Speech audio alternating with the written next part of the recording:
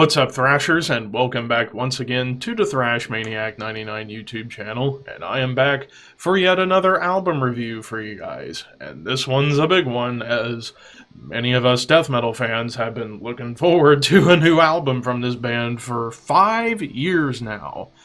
And that is New York death metal pioneers Immolation and their new album Acts of God.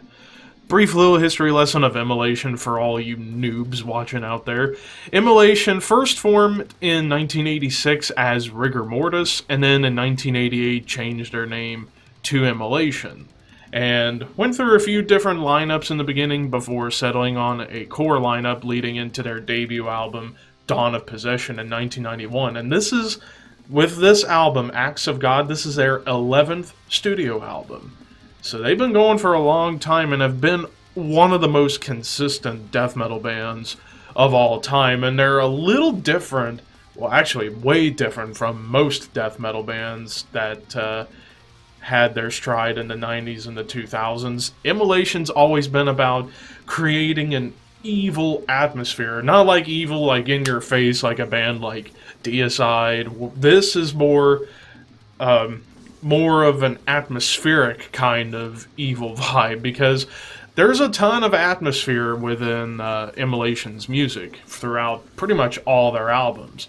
Now, whether or not they stay consistent with that atmosphere, that can vary from album to album.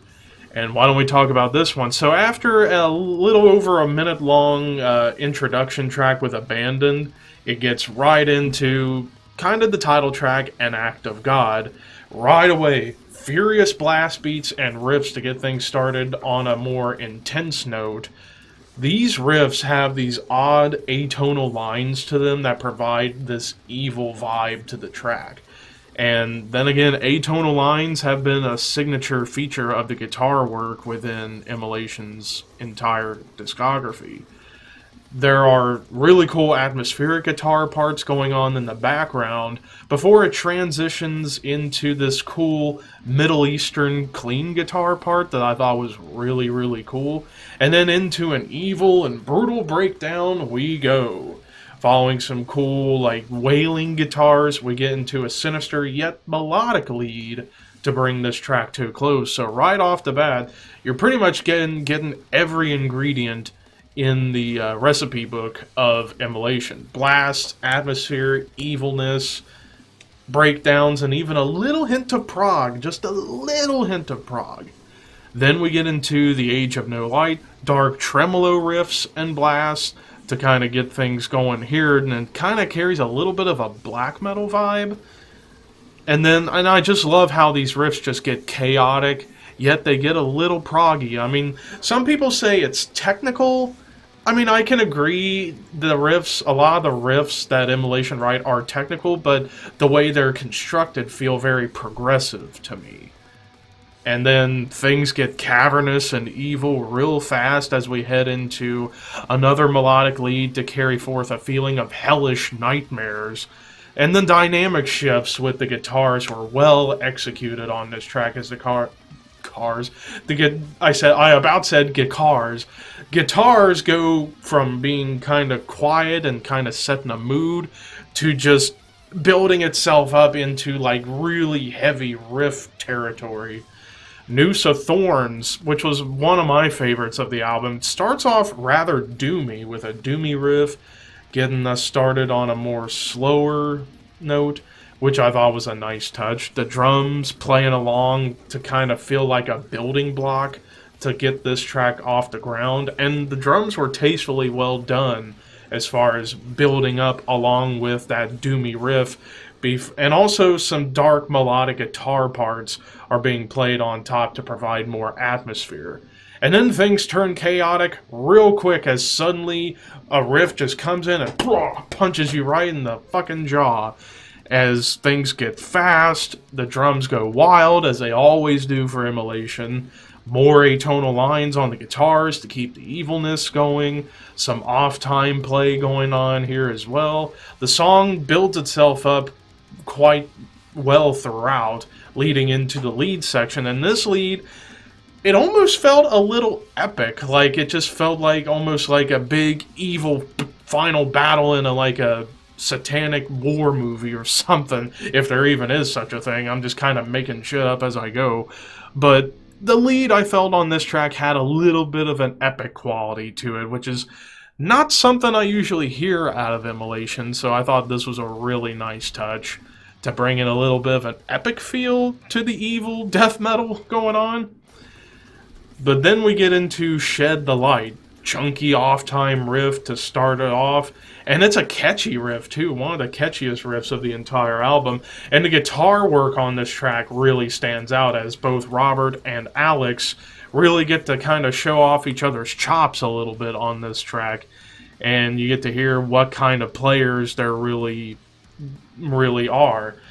Different melodies going on, and you can kind of try and pick and choose who you think is doing a lot of these melodies. Like, I think Robert's the primary guy when it comes to the melodic play, but Alex Books can't deny that he can do his damnedest to bring in some melody into music. After all, listen to anything he did on Incantation, he would add a little hint of melody in a lot of their songs during his time in the band. But I digress. Chaos is unleashed even further towards the end with more of those atonal lines, and then a couple of melodic riffs to bring this song to a close. Blooded, I really enjoyed this track because the riffs here in particular definitely feel a lot more sinister, and there's a groove to this track. The blast beats were quite groovy to add more intensity, more prog influence coming in as we get some time signature shifts with the riff and the beat. And while the riff stays heavy, you do, and this is kind of an ingredient you get throughout the entire album, but you get these cool guitar melodies plastered on top of the riff to add more atmosphere to the song. And as the song continues to build itself up, leads into another dark lead, and things even get, again, a little bit black metal with the riff and the blast beat, which the blast beat in this section of the song feels like early Immolation, like Dawn of Possession era, which Dawn of Possession was maybe the most black metal-esque, I would say, Immolation were because of that blast beat they were doing. It wasn't like the traditional blast, like the... It's like, listen to like the drum parts on Dawn of Possession and you'll understand what I mean. Overtures of the Wicked starts off with this like really cool thrashy riff that reminds me a bit of Vader or Malevolent Creation to some extent.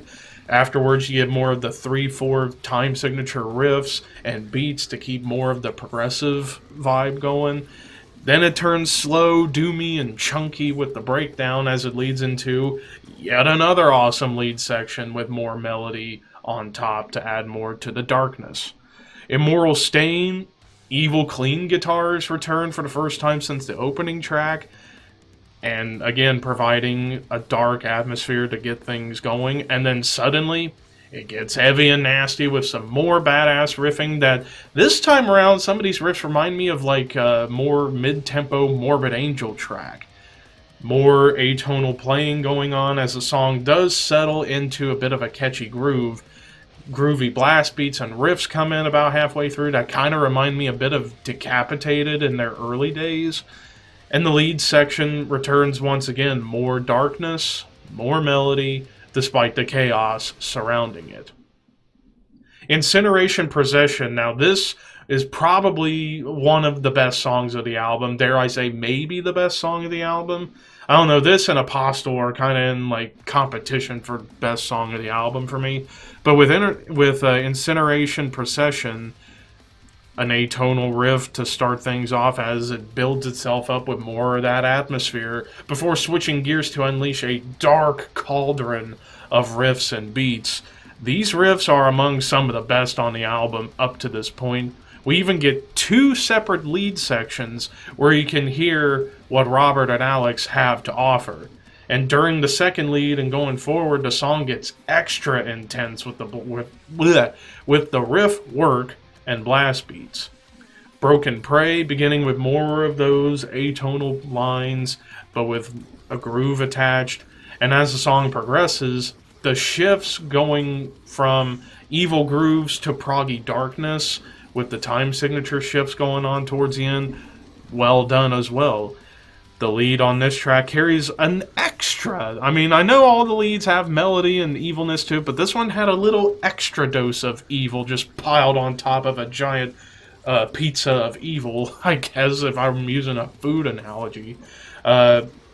Derelict of Spirit, again, starting off more proggy as it's in 3/4 time signature to begin here, and the riffs on here are very distinct. Again, these riffs carry more atmosphere than most of the riffs on the album up to this point. A quick fire lead in the first half to add more of that melodic flair before getting back to that heavy prog vibe that's going on throughout much of this song, before ending things off on a more straightforward note as we get back to 4/4.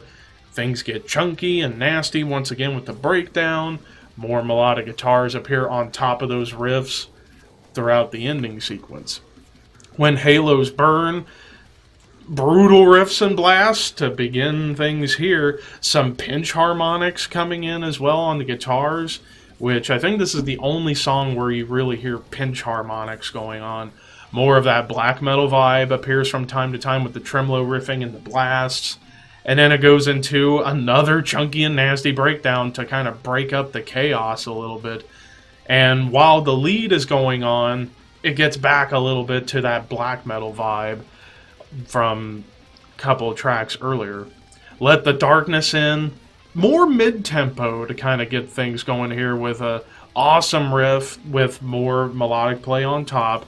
And throughout this track, these melodies that are being played on top of the heavy riffs just sound so gross. Towards the middle, the drums are building up into a faster section as the blast and the riff just goes everywhere that you could imagine. And the track goes back and forth between being fast and blasty to more of that atmospheric build-up going on with the instrumentation. Even a guest vocal spot from Dan Lilker from, of course, original bassist of Anthrax, from Nuclear Assault, Brutal Truth, SOD, you name it, Dan Lilker's been in those bands. And I couldn't really pick out his voice on this song, though. I might have to listen to it again and really listen closely to see if I can pick out Dan's voice. Another tasty lead to bring the song to a close, and then after "And the Flames Wept," which is another of the clean guitar instrumental interlude, and then we get into the finale, "Apostle," which is actually the first single of the album, and I remembered really liking this song when it was first released just a couple months ago. And the riffs that start this off remind me of the Close to a World Below era of Immolation. More chaos unleashed with the drums and the riffs just going hard, down and dirty. The breakdowns have a more cavernous feel while adding more of those melodic guitar parts on top to carry on the sinister nature. And then comes in the final lead section. While it's quick, it was a memorable lead and brought the whole thing to a close, and that is Acts of God by Immolation. So overall, very consistent throughout. I mean, you got a ton of parts where you get these heavy atonal riffs, but with melody on top to kind of add that sinister atmosphere and even get a bit cavernous at times. Really, my only complaints that I have about this album, it does run a little bit long. It's a little over 50 minutes. It's 15 tracks, but it doesn't really feel like it's 50 plus minutes because a lot of these songs are fairly short, like 3.5 to 4 minutes long, and only one track was more than 5, and that was Noosa Thorns at a little over 5 minutes. So it's fast paced all throughout, so it goes through each song rather quick. They didn't feel like they dragged on for me. It felt like it's like a lot of these songs didn't even feel like they were 3-4 minutes long, which was really interesting. So despite it being 50 minutes and 15 tracks, it doesn't even feel like you go through half of that when you're listening to this album. So yeah, while it does run a little long in the runtime, the one, what's the word I'm looking for? I had a word for it and I can't think of it, but it doesn't feel like it's 50 minutes, even though it is. But really, my biggest complaint would be the production. I felt kind of regressed from their last album, Atonement, where I really liked the production on that album. Here, it's like they try to get back to being a little bit raw, but I think really the biggest issue I have with the production on this album is the drums. I do feel like while the drums are audible, they were a little bit kind of lost in the shuffle with the guitars and the vocals to me. I wish the drums could have been mixed a little bit higher so you could hear them more distinctly. But aside from that, this is a fantastic album from Immolation. They can't do anything wrong, it seems, when it comes to their albums. They just have been so brutally and so...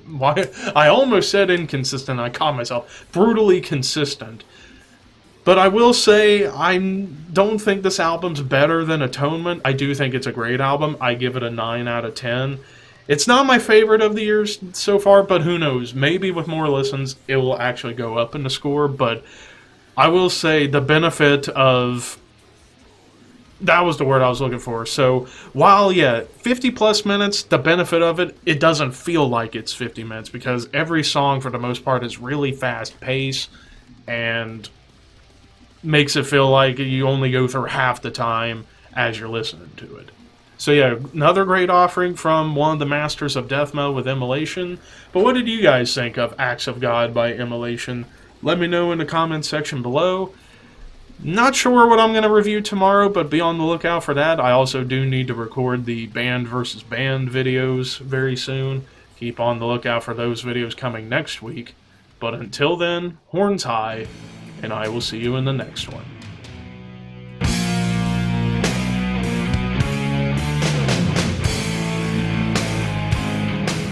At the ballpark. Someone's gonna put lasagna.